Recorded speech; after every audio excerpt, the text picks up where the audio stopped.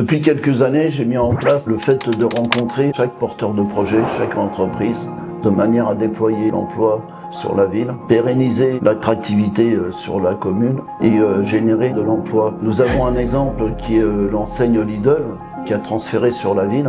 Ils étaient au début une vingtaine de personnes et ils ont embauché 30 personnes supplémentaires. Dernièrement, vous avez dû vous rendre compte, nous avons l'enseigne 1, 2, 3 pare-brise qui s'est installée sur Savigny-le-Temple. Elle a fait le choix de s'installer à Savigny-le-Temple pour déployer son activité. Savigny-le-Temple est doté de 5 polarités commerciales.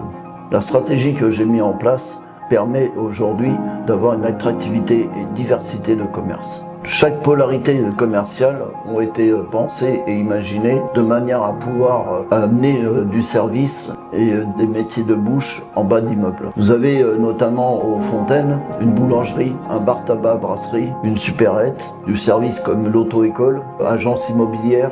Par toutes ces entités, il y a une diversité qui se crée et donc aussi une attractivité.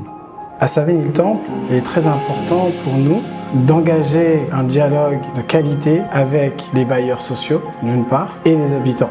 Grâce justement aux agents qui sont dédiés à cette question, on a la possibilité de recevoir directement de la part des habitants des difficultés qu'ils rencontrent et derrière, ça permet à la municipalité de s'organiser et de répondre. Lorsqu'on a justement des encombrants qui sont positionnés dans des lieux qui gênent ou qui sont des dépôts sauvages, et immédiatement, le service de gestion urbaine de proximité va alerter les personnes qui vont être amenées à retirer ces aspérités sur le territoire.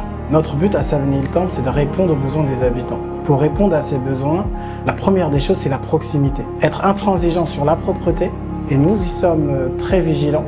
Et derrière, c'est avec les agents de pouvoir faire remonter aux bailleurs les difficultés afin qu'ils puissent corriger ces erreurs directement.